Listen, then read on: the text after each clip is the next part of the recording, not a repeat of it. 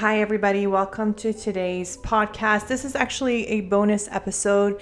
I was debating whether or not I wanted to do this, and I am an Iranian-American, and with what's happening today, I felt that this is the way that I wanted to give to my community. This is the way that I really wanted to dive into this world of chaos that we're seeing, not only with what's going on outside of the US, but also inside of the US with the segregations, the divisions, the all the crazy things that we're all going through. And what I wanted to do was have a conversation with someone who can come from a therapist background and speak, and I wanted to come from someone who has the coaching background and speak. I am with Melika Biglarpour Watson. She's a licensed psychotherapist. She's had years of experience, and she specializes in self-criticism, anxiety, relationship, sexual concerns, trauma. She's done an amazing podcast with me about breath work. Today, we talk about what's happening in the world and how bad leadership has that ripple effect that we're seeing. She's also Iranian-American. And so for us, it was a wonderful time to really dig deeper. And not only was this therapeutic for us, and I don't want to speak for her, it was definitely therapeutic for me, but I hope that it helps someone who is going through it. This is a very tough time for us. And for those of you who are listening, I hope you're doing okay. And I hope that this episode helps you find ways to deal with all the stress that's happening in the world. With that said, here we go. Melika, thank you so much for agreeing to do this. We met last year and we talked about breathing techniques and how that can help a leader think and just make better decisions. Today's topic is very, very different. And it's just you and I talking through what we're seeing with, from your perspective as a therapist, what you're seeing and what I'm seeing from a coaching perspective on what the world is going through. We've had recent events in Iran. We've had events inside the US where people feel tense and stressed out and burnt out. It is a very interesting time to be alive. hmm Um, I would love to hear what you have noticed sitting in the therapist chair with people that you're observing and work, not specifically working with. Of course, we don't want to hit any like issues with the ethics part, but what have you noticed so far with how the world is dealing with this change? Yeah. I mean, first off, thanks for having me on your podcast. I think this is a really important conversation to be had, so I'm grateful for this opportunity. Um, there's there's a sense of heaviness that I'm really noticing on a basic human level, right? There's just so many different areas that's being targeted right now, whether you're in the LGBTQ community, whether you're a woman, whether you're an immigrant or someone from Palestine or someone from Iran, or a combination of all of that. There's so many different areas where people are being impacted that whether you are or you're not, we're all human on a basic level. And so I'm sensing this heaviness from everyone that even if they can't fully grasp what someone else is experiencing, like what an immigrant is experiencing or what someone from Iran might be experiencing right now, they can connect with that sense of being scared, that sense of being worried for other people, right? The emotions. People are able to connect on a human level. And it's a lot to carry. It's a lot for our nervous systems to carry. Mhm. And from a coaching perspective, and I can, of course, talk about more of the workplace, I think you don't know if you should or should not hit this topic because of the political piece of it. I think you're also very burnt out with your own emotions and what you're dealing with, and how do you work as a leader to make your environment better. So those are just a few things that I'm noticing. How do you support someone who's maybe impacted directly? And then, even yourself, if you're impacted directly, and I can speak for both of us, we are Iranian, and it's been very difficult to see what's happening and see the pain and feel it too. So those are some of the things we've noticed.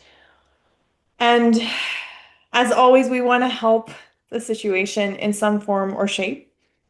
What do you think is helpful for individuals? Yeah, yeah. I guess that is the other common thing that I'm noticing a lot too is this feeling of I'm not doing enough. This sensation of there's always something more that I could be doing. Um, and right now, one of the biggest messages that I could put out there is that we are all doing as much as we can within our capacity, right? It's so hard for us to do everything. Sometimes we just don't have the time. Sometimes we don't have the energy. Sometimes we're being triggered. Sometimes our attention has to go somewhere else. And it's it's really common to feel like you're not doing enough. And so for people who are experiencing that right now, knowing that you're not alone in that feeling, that's something that a lot of us are experiencing. So, Mhm. one, the biggest thing, know that you're doing as much as you can and you're not alone in your feelings. And reaching out to community. One of the biggest things that everything that's happening in the world is to segregate people, right? There's just such a big, like we need to get rid of immigrants and we need to get rid of women's rights and LGBTQ people's rights and get rid of Palestinians and get rid of Iranians, right? And right now, the one way that we can cope and also fight what's going on in the world is through a sense of community. Get together with the people who support you and make you feel heard and loved. Malika, I couldn't agree more with you. I think that what I'm noticing with leaders is some employees may be struggling, may be silently struggling, whether they're grieving, whether they're fearful, whether they're confused. And I think the biggest assumption we can make, especially because it feels awkward if we deal with it, is just assume everything's okay. Um, Mm-hmm. Going into that sense of community that you talked about, what I really hope leaders do is create check-in moments with their team. Bring that sense of community there. Show that you are there to support them. And it doesn't have to involve the political piece. You're just touching the human part. And you're prioritizing humanity over productivity. When you don't touch that at work, people just think, okay, this leader just cares about what I do throughout the day. Versus you can just say, how are you? I just want to check in with you. And so setting that community within the workplace has been really helpful. So what support could look like for them, you can always ask, hey, how can I support you right now?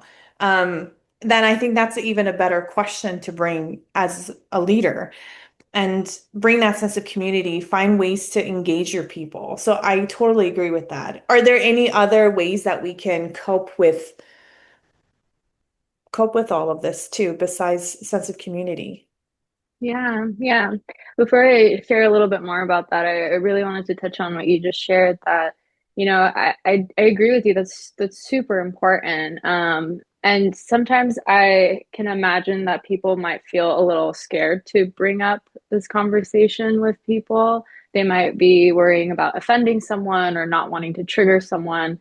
And, you know, at least me personally, as a therapist, my role is very specific. I'm there for my clients. I'm holding a safe space for them. But at the same time, I'm human, and my clients know that I'm an Iranian, and they have checked in with me. They've asked me, "How are you doing? How's your family?" And even there are times where it's okay to ask, is it okay for me to ask this? Is it okay for me to check in and see how you're doing? That way you get that permission of, yeah, I would love for a check-in, right? And you still, if you're hesitant, you can do the check-in of, is it okay? And that way you're still letting the people know, hey, I care, I'm hearing you, I'm aware of what's going on. Mhm. There's also this sense of, going back to one of the first things you were sharing is like, I don't have control over this, right? What are some senses that someone can bring in to feel that control, to feel that sense of, I guess, that less anxiety, less uncertainty, and more of that control in their own life? Yeah, yeah. It's about looking at what can I control, right? Yes, there's a lot of different things out there to do, and it might feel like, well, I can't do all of it, or there's so many things, like I can't stop the war, right? And so asking yourself, what is within my control right now? Can I maybe support and interpret for someone who needs that resource right now? If I can speak fluently in Farsi and there's someone who's struggling, maybe I can be an interpreter for them. There's a lot of organizations out there, and so maybe you can donate and you have a sense of control that way. There's a lot of protests happening. Maybe you can go out and protest, but you don't have to do all of them. That's the thing. You can just pick what's within your capacity, and knowing that by doing that, you are doing enough. I love that, Malika. And that actually inspires me because you said a word and it triggered something else for me. When we're going through, like, I can do this, I can donate, money, I can be involved, there's almost a sense of overload that we Mhm. experience. And especially in this day and age, and I speak for myself, especially in the past week and a half or so, I am constantly reviewing the news. I have something turned on. My Instagram has gotten to a point where it's all just news, and that messes with my mind. And so, one of the ways I felt like I needed to control what was happening internally is to stop watching and overloading my brain with the news. Do you think that's a good tactic from a therapist point of view? Yeah, yeah. I've had people tell me the same thing, right? That the news feels so overwhelming. And I'll ask them, I'll say, well, when are you listening to the news? And a lot of times it's like constantly, or as soon as I wake up, or right before I go to bed. And it makes sense. Those are very overwhelming times to be taking in a lot of information. I mean, I don't know if there's ever a right time to be taking in all of this information.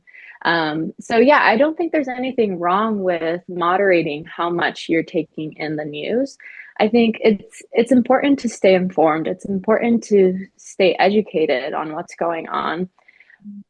And when you're going to stay informed, when you're going to set aside time to watch the news, know that afterwards, you're going to need some time to let it all settle in. You're going to need some time to let it release. Mhm. So being intentional of when you expose yourself to the news, right?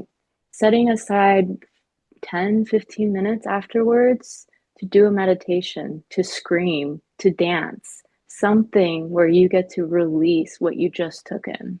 Mhm. And can we talk about the emotional regulation aspect of this? Because I can, and I am not a licensed therapist, but I would envision people who have gone through the revolution in Iran, or people who have, from the LGBT community, been hit very hard in the past, and seeing these events can trigger some of the post-traumatic pieces. And even going more into my world of the coaching aspect, I think with global unrestfulness, people are just triggered daily, and this affects their work performance, their communication, their team dynamics. How do we advise these individuals with the emotion regulation piece? Yeah, yeah. I mean, when it comes to the emotion regulation, it's sometimes we can anticipate when we're going to experience a trigger. Sometimes we might know, based off of watching the news or based off of a friend informing us or whatever it is. We might anticipate, oh, I'm going to get triggered in this moment. But a lot of times that's not the case, right? A lot of times we're maybe going about being at work, being in a meeting, and then all of a sudden, our nervous system starts to feel heightened, right? And so we start to experience some form of fight, flight, or freeze. And in those moments, it's and this can be a little easier said than done, but in those moments we really want to pause, right? And this is a question for you of, as a leader in a role, um how can you encourage for a space for pause, right? Because maybe in that moment we don't know we need a pause, but we just know something inside isn't feeling okay, Mhm. right? Or maybe we do. Maybe we realize, okay, right now I'm feeling triggered and I need to pause. How would you encourage bringing that into a work dynamic? I love that question. So if a client asks me about that, one of the questions that I have them explore is, well, how are you feeling? Because it's very helpful to identify what that emotion is, right? So if you feel shame, if you feel sad, if you're angry, just teach yourself to name those emotions, and more importantly, do it without shame. Because so many times do we feel guilty or not, that we don't feel good about that feeling. Like, I shouldn't feel this way. I don't want to feel this way. And so, what I would really advise the individuals that I would meet with is name the emotion without shame. Normalize these reactions, because if you didn't react, then I would refer you to someone like Melika, who's a therapist, to work through that with you. That it's okay to have these emotions, and start to explore that, and start to understand why they're there so that you can move forward. And that's how I would Yeah. really recommend. Yeah, yeah, and that's great. And it's Brene Brown who says something on the line of, shame grows when we hold it in. And there's no room for shame to grow when we share it out loud. So if in a workspace you can create, or I mean, in any space, if you can create a sense of security where people feel comfortable to say, hey, this is what I'm experiencing right now, right? Then you can get, whether it is an internal or external validation, that it's okay to be experiencing what you're going through right now. This takes me to listeners who may have dual identities and may feel like they're in the US and Iran and they're struggling with that. So they have ties to both cultures, right? And this dual identity can feel especially heavy during this type of geopolitical stress. How do you, as a therapist, help them with the dual identity stress? Yeah, yeah. I think it's a lot of normalizing their experience, right? That, yeah, you are someone who has this dual identity, this bicultural identity of being Iranian American, Palestinian American, whatever it is. And there's a sense of grief, right? Where you have this identity as, for example, being an Iranian, and well, I'll just speak for myself. Knowing that I was born in Iran, I took my first breath in Iran, and knowing that I've been in the US for many, many years now, that I do consider myself bicultural.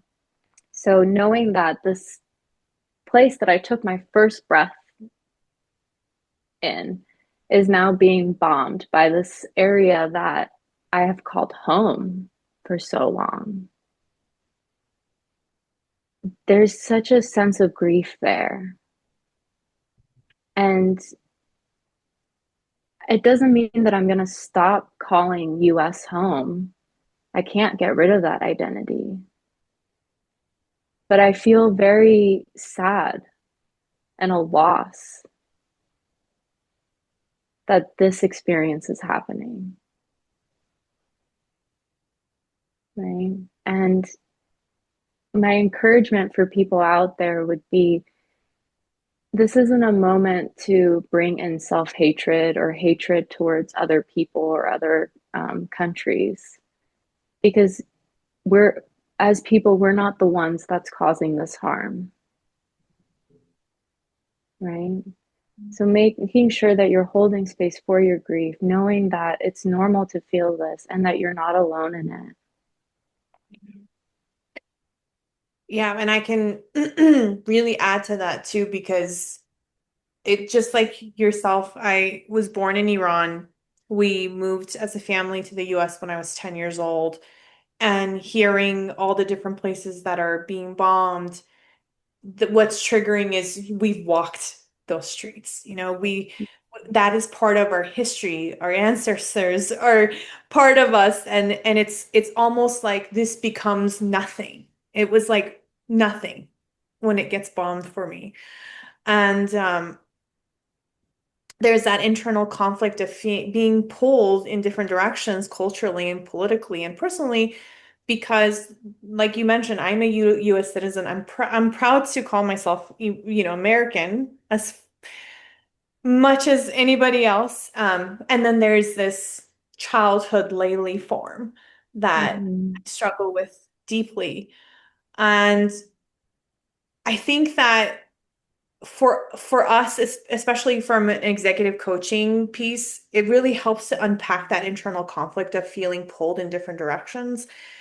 And what I have learned is the struggle is I need to stop choosing an identity over the other, that it's all an integration of me. Like Leili is all of the above. You don't have to lean to one or the other. And something that weirdly I started doing, and I would really recommend that as leaders, is celebrate your culture so that you know it's Mm-hmm. not non-existent. So the past week and a half, I think I've made Persian ice cream. I've Mm-hmm. had Persian barberry and feta cheese for breakfast every single day, right?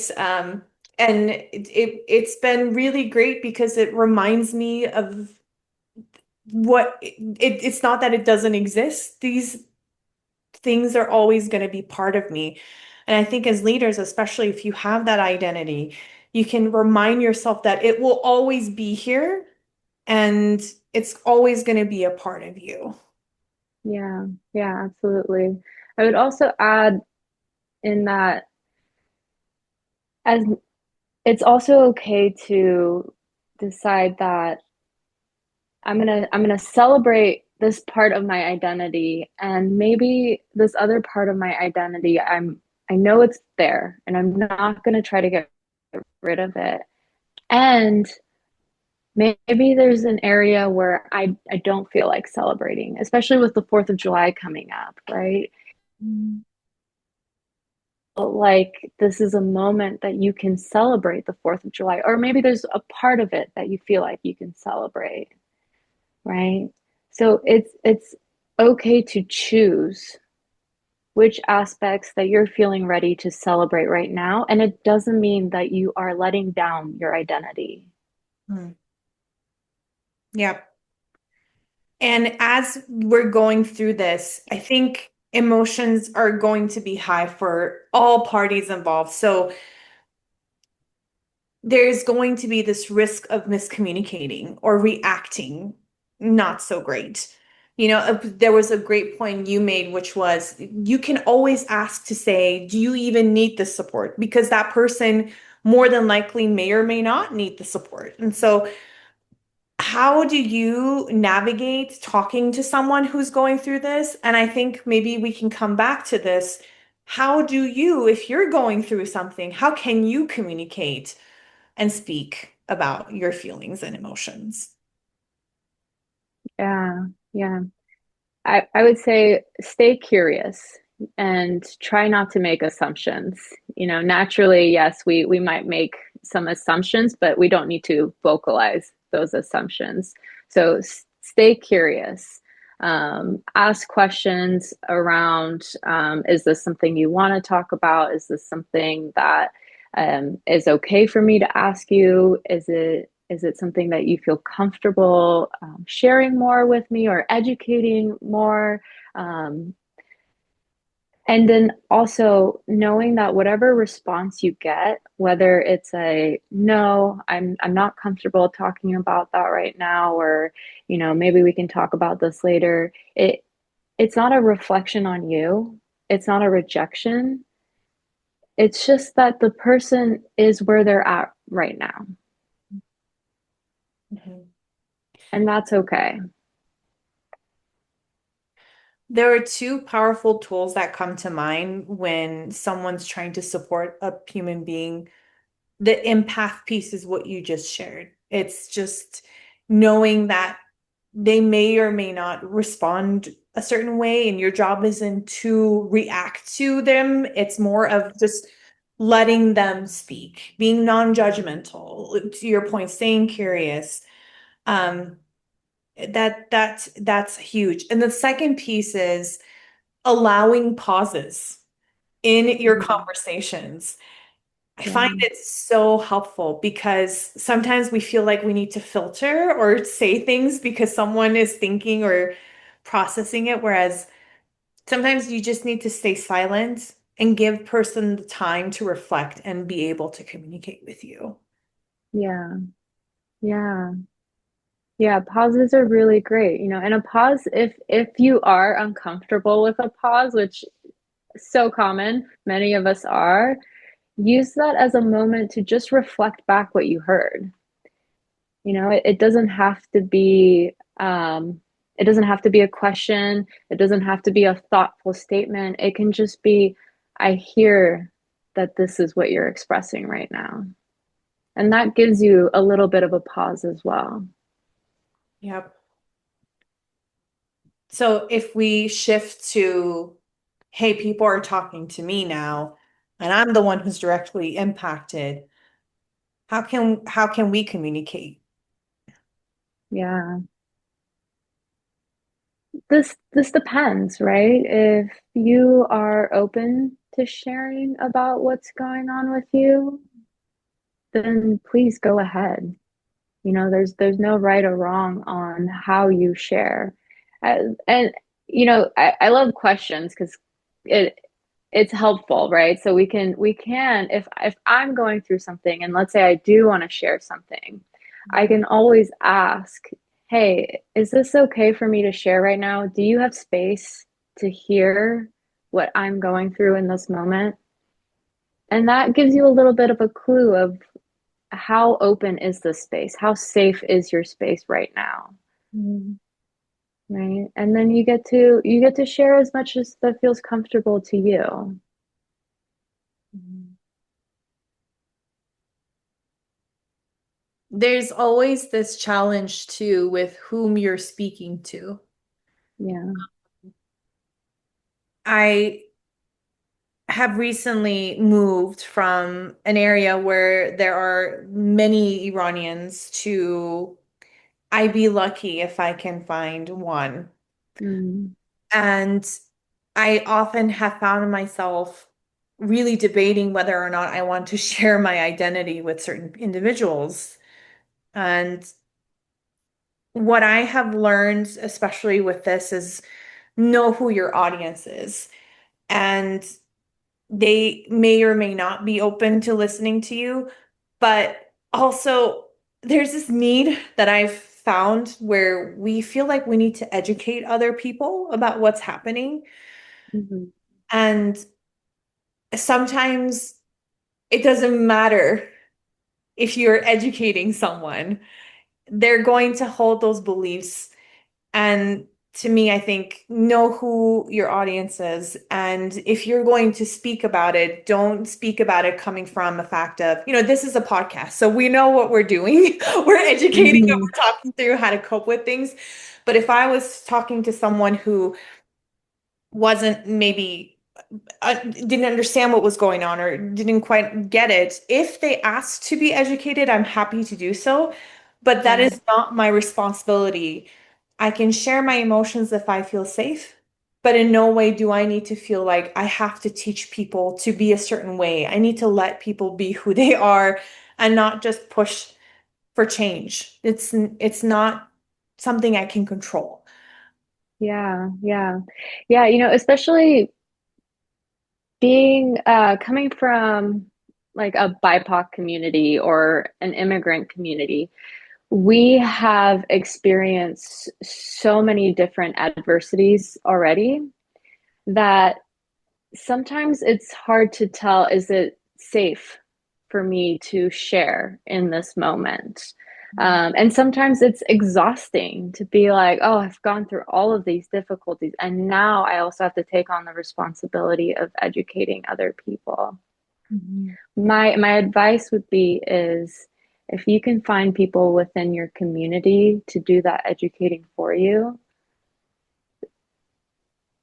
that's I mean, I'm not going to say it's better because to get your education where you can, that is important, but also don't put the pressure on people who have already in the past or maybe are right now experiencing adversities, right? Allow that knowledge to come from your community. One of the last pointers before I let you go is just how we deal with crisis sometimes. Um, I know lots of us, when we see these struggles, it forces us to really dig deep inside and say, what am I doing with my life? What am I contributing to?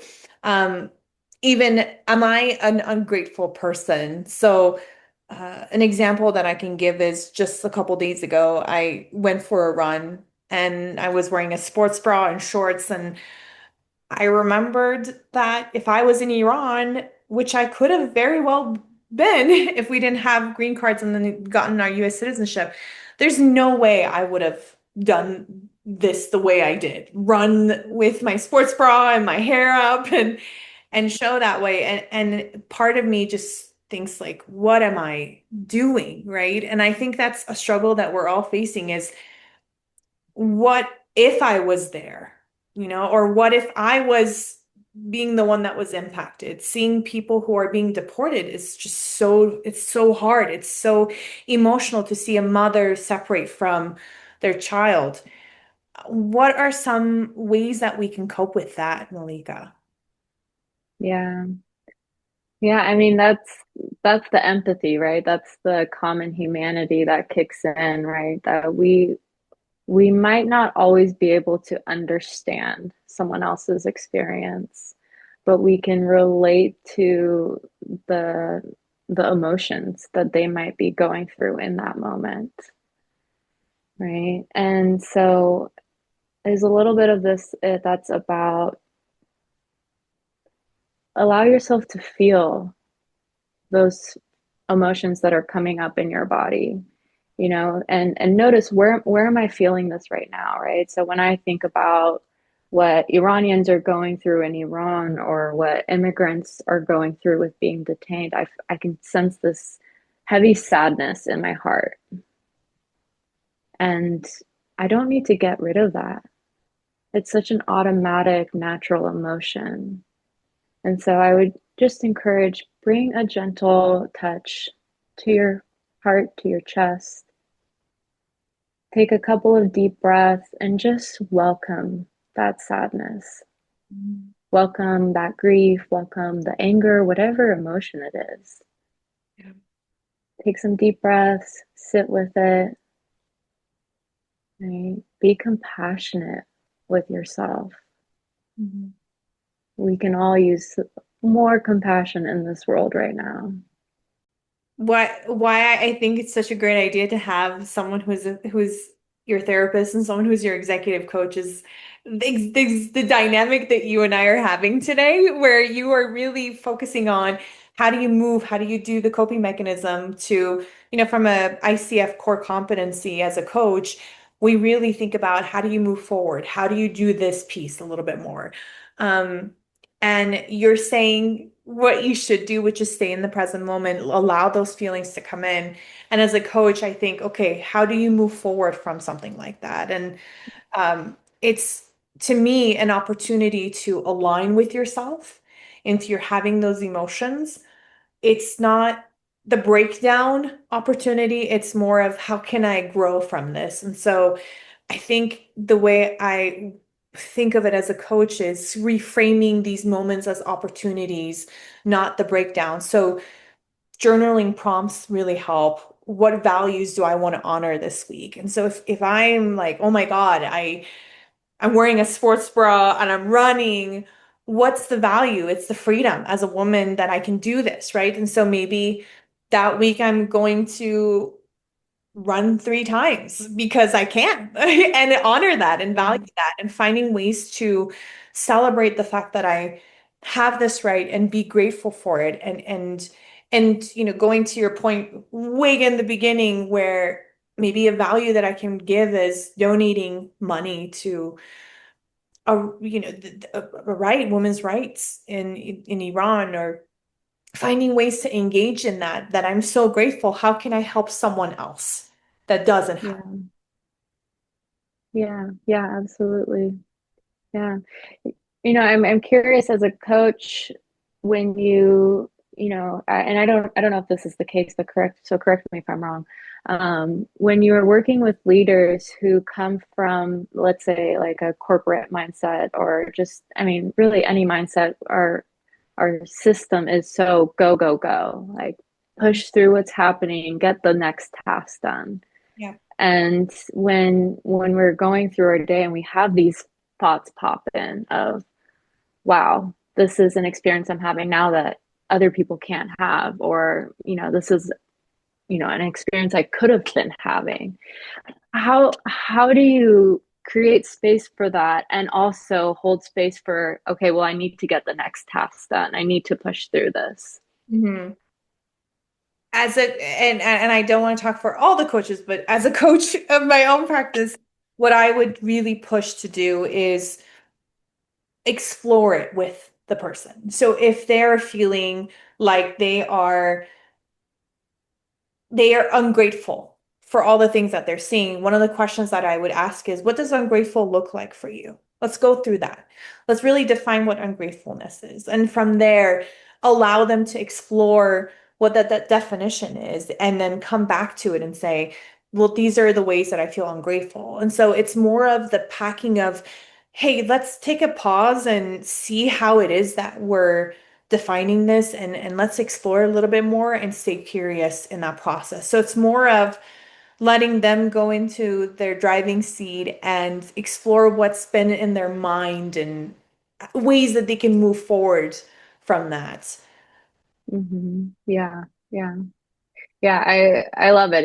It's yes, it's future oriented, but it's very much in the present too, right? It's not just about the outcome. It's what can we do right now to reach that outcome. For our last discussion, I know I already asked the last question, but I would love to know because we're both going through this and it's been traumatic in so many ways. I had a family member who was there when all of this stuff happened, and luckily she's back in the US, safe and sound.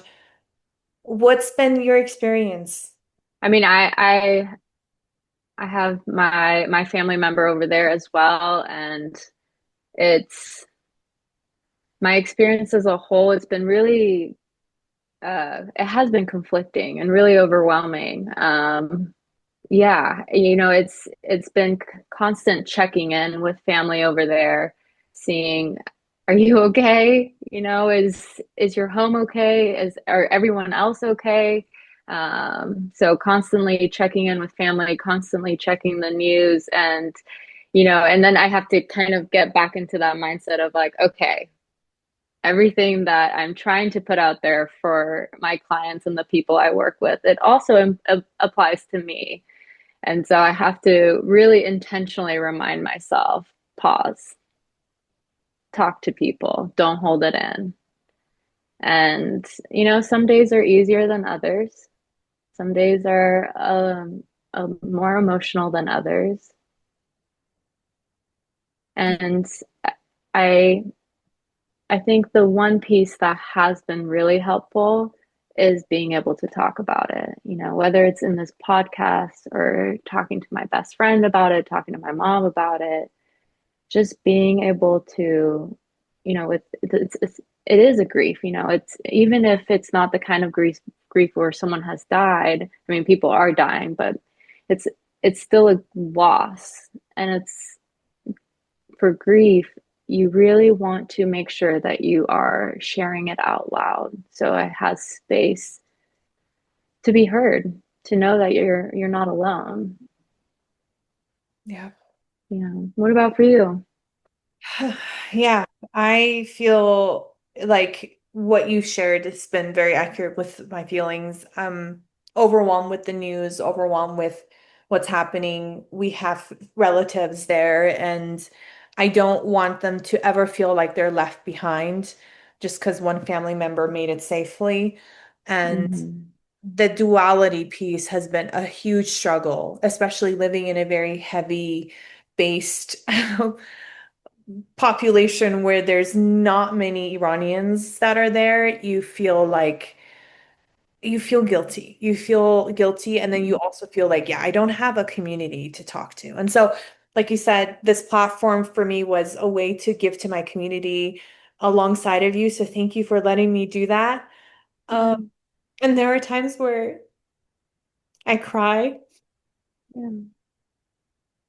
because I don't want them to feel left behind. And also, part of me as an executive coach thinks, oh, great, this is a good time for me to show how terrible bad leadership can be. Like the ripple effects that it's had in the past 6 months.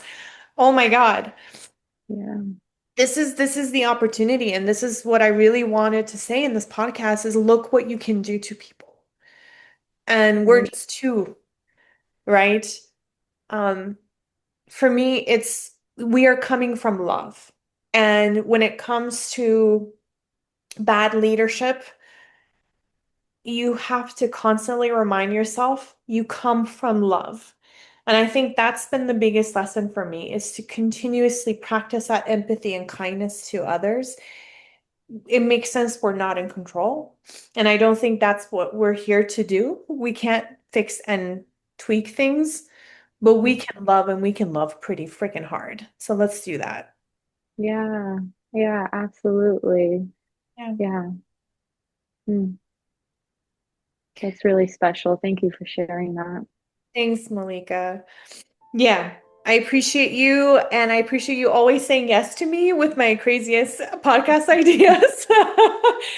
And always here to support you and your practice. How can we get through? Where can we find you?